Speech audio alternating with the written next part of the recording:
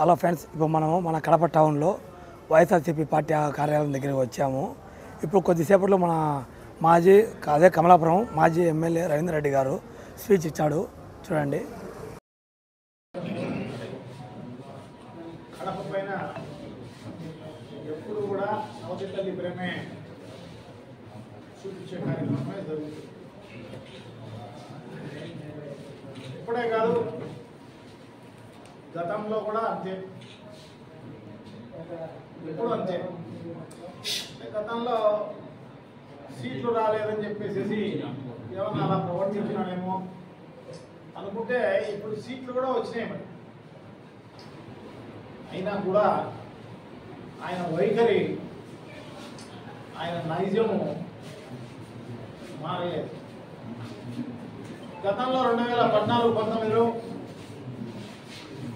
కడప జిల్లాకు వచ్చిన ఉర్దూ యూనివర్సిటీని కర్నూలుకు తీసుకుపోవడం జరిగింది. అట్లాగే ఇప్పుడు కొప్పర్తి ఇండస్ట్రియల్ ఎస్టేట్లో ఎంఎస్ఎంఈ టెక్నాలజీ సెంటర్ను, దాంట్లో టెస్టింగ్ ఫెసిలిటీ కూడా ఉంటుంది. 250 కోట్ల రూపాయలతోటి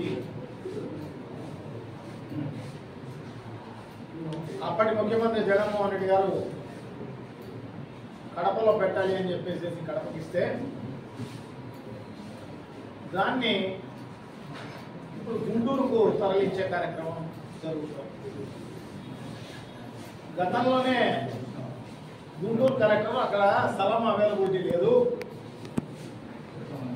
సో స్థలం అవైలబిలిటీ లేదు కాబట్టి ఇక్కడ వద్దు అని చెప్పేసి ఆయన చెప్పడం జరిగింది. కడపలో అవైలబిలిటీ ఉంది అని చెప్పేసి ఇక్కడికి కూడా జరిగింది.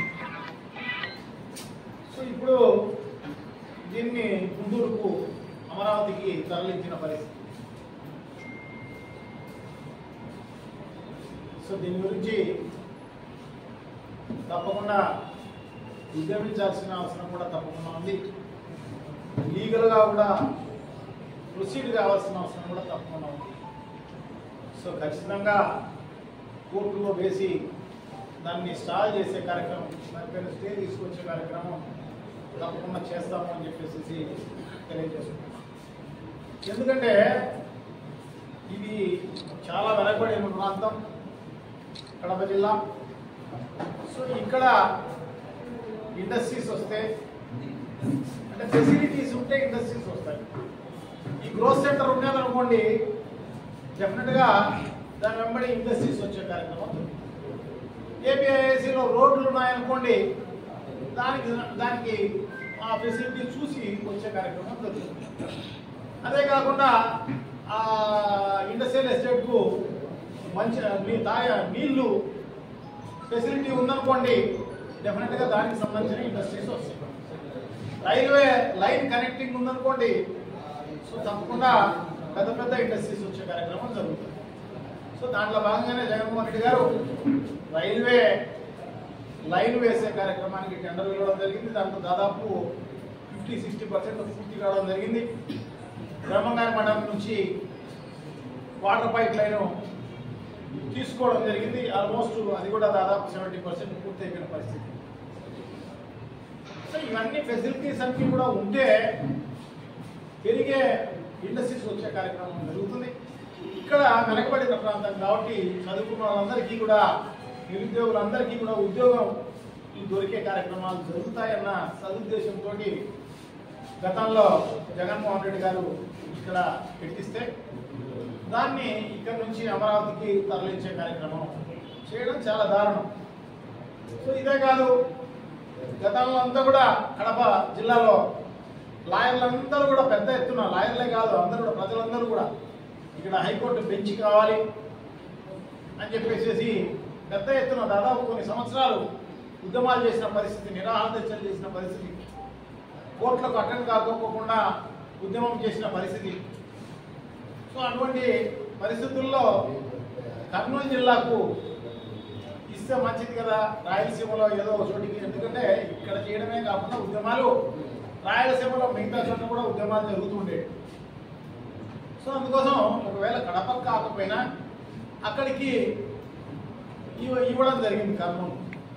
సో దాన్ని కూడా తరలించే కార్యక్రమం జరిగింది. హైకోర్టు లా యూనివర్సిటీని తరలించే కార్యక్రమం జరుగుతుంది. సో ఇదే కాదు, medical college Pulivendula medical college దాదాపు పూర్తి అయిపోయింది. అక్కడ సీట్లు కూడా అలాట్ అయినాయి, 50 సీట్లు. మేము ఇప్పుడు నడిపే పరిస్థితి లేదు, మాకొద్దు అని చెప్పి రాపించిన ఘనత వహించిన ప్రభుత్వం ఏది అంటే ఒక చంద్రబాబు నాయుడు గారి ప్రభుత్వం ఏం చెప్పేసి అనుకోవాలి. ఎందుకంటే భారతదేశంలో ఏ ప్రభుత్వం కూడా మెడికల్ కాలేజీలు కావాలి, మెడికల్ సీట్లు కావాలి అని చెప్పి కోరుకుంటారు తప్ప ఈ రకంగా వద్దు అని చెప్పిన వాళ్ళు మనం ఇక్కడే చూడాలి అన్నమాట. సో డెఫినెట్గా దీనికి అందరికీ మూల్యం చెల్లించుకోవాల్సిన అవసరం తప్పకుండా ఉంది. ప్రజలు ఖచ్చితంగా బుద్ధి చెప్పే కార్యక్రమం జరుగుతుంది. ఎందుకంటే ఇంత పక్షపాతము చూపించకూడదు. అన్ని ప్రాంతాలు మనయే అని చెప్పి అనుకోవాల్సిన అవసరం తప్పకుండా ఉంది. సో అటువంటిది ఈ రకంగా వ్యవహరించిన చంద్రబాబు నాయుడు గారి ప్రభుత్వాన్ని, అంటే ఎన్డీఏ కూటమిని, సో డెఫినెట్గా ప్రజలు తప్పకుండా వాళ్ళపైన రిజల్ట్ చూపించే కార్యక్రమం, ఎలక్షన్లో చూపించే కార్యక్రమం జరుగుతుంది. ఎందుకంటే వాళ్ళు ప్రతిసారి వాళ్ళు రోడ్డుపైకి వచ్చి చెప్పలేరు. ఖచ్చితంగా వాళ్ళకు వచ్చిన టైంలో ఖచ్చితంగా చుక్కలు చూపించే కార్యక్రమం తప్పకుండా జరుగుతుందని మీకు తెలియజేసుకుంటున్నా. సో మేమైతే అదే వైఎస్ఆర్ కాంగ్రెస్ పార్టీగా మేము కోర్టులో ఫైల్ చేసే కార్యక్రమం తప్పకుండా జరుగుతుంది. సో ఇంకా కూడా ప్రజల దృష్టికి తీసుకుపోయి ఉద్యమాలు కూడా చేసే కార్యక్రమం తప్పకుండా జరుగుతుంది. ఇప్పటికైనా మానుకొని ఎక్కడ అన్ని ప్రాంతాలు మనయే, అన్ని ప్రాంతాలు అభివృద్ధి చేయాలి, ఇక్కడున్న వాళ్ళు ప్రజలే, ఇక్కడ కూడా ఓట్లు వేసినారు అని భావించాల్సిన అవసరం తప్పకుండా ఉంది అని చెప్పి తెలియజేసుకుంటూ సెలవు తీసుకుంటాం. Thank you. అరెస్ట్ చేసి సో భయపెట్టి ఆ రకంగా చేర్చుకునే కార్యక్రమం జరుగుతుంది. ఇది కొత్త సంస్కృతి, కడప టౌన్లో ఎప్పుడు లేదు అటువంటిది. సో అటువంటిది కొత్త సంస్కృతి చూపిస్తున్నారు. సో డెఫినెట్గా మనకు నేర్పిస్తున్నారు అన్నమాట.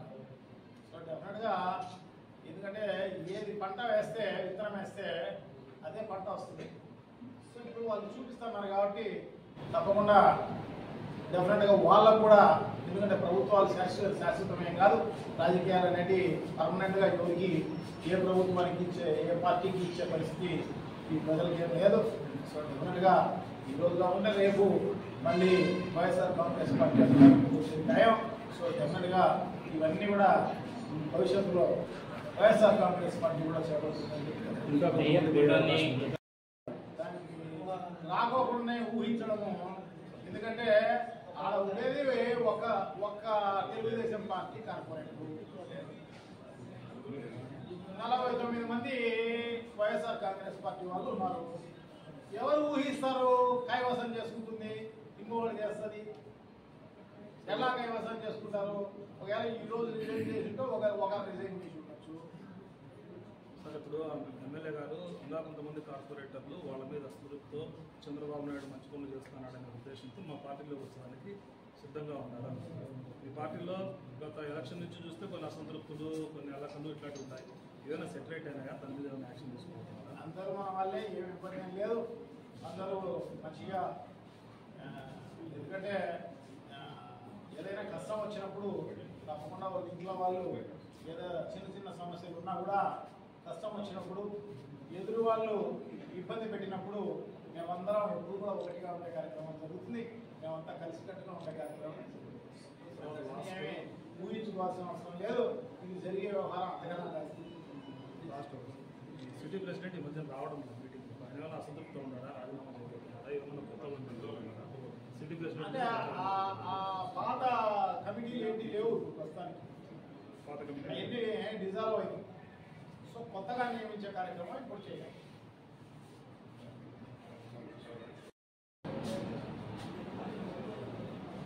డిమాండ్ చేస్తున్నారు. మీ గవర్నమెంట్లో అంటే చెప్పినారు రాలా, ఇప్పుడు దాని ప్రోగ్రెస్ ఏంటి? ఈ ప్లాంట్ ఉప్పు పరిశ్రమ తప్పకుండా మేము తప్పకుండా జరుగుతుంది. ఎన్డీఏ కూడా ఎందుకంటే కేంద్ర ప్రభుత్వం రాష్ట్ర ప్రభుత్వం రెండు ఒకటిగానే ఉన్నాయి కాబట్టి ఒకటే కూటమి. ఎన్డీఏ కూటమి అక్కడ ఉంది, ఎన్డీఏ కూటమి ఇక్కడ ఉంది. మళ్ళీ వాళ్ళు తీసుకురావాల్సిన అవసరం తప్పకుండా ఉంది. సో వాళ్ళకి కావాల్సిన మేరకు టైం ఇస్తాం. సో అప్పటికి కూడా వాళ్ళు తీసుకురాకపోతే ఖచ్చితంగా ఉద్యమం చేసే కార్యక్రమం జరుగుతుంది. ఎందుకంటే మాకు అటువంటి ఫెసిలిటీ లేదు. వైఎస్ఆర్ కాంగ్రెస్ పార్టీ ఇండివిజువల్గా వచ్చిన పార్టీ అది. దానికి బీజేపీ ఆధ్వర్యంలో ఎన్డీఏ ఆధ్వర్యంలో ఉన్న కానీ కేంద్ర ప్రభుత్వానికి సంబంధించినది అప్పుడు మేము చాలాసార్లు రిక్వెస్ట్ చేయడం జరిగింది. మా ఎంపీలు లోక్సభలోనూ రాజ్యసభలోనూ కూడా దీని గురించి లేవనెత్తడం జరిగింది. సో డెఫినెట్గా అప్పుడు తీసుకురాలేకపోయడం జరిగింది. సో ఇప్పుడు వాళ్ళు తీసుకొచ్చేదానికి అవకాశం ఉంది. సో డెఫినెట్గా అదే కాకుండా ఎన్డీఏ కూటమి తక్కువ సీట్లతోటి వాళ్ళకు కూడా ఇబ్బందికర కార్యక్రమం ఉంది. సో ఇప్పుడు కొంచెం ప్రెజర్ ఇస్తే డెఫినెట్గా అక్కడి నుంచి తెచ్చుకునే కార్యక్రమం తప్పకుండా జరుగుతుంది అని చెప్పి తెలియజేస్తుంది. సో ఇప్పుడైతే మనం దిగ్విజయంగా తెలుగుదేశం పార్టీ వైజాగ్లో ఉక్కు పరిశ్రమను అమ్మేదానికి సిద్ధమైన కార్యక్రమం కేంద్ర రాష్ట్ర ప్రభుత్వాలు రెండు సిద్ధమవుతున్నాయి. మళ్ళీ కొత్త అది ఎంత మాత్రం తీసుకొస్తారో వేచి చూద్దాం. డెఫినెట్గా కాకపోతే మేము ముందు నుంచే కార్యక్రమం జరుగుతుంది.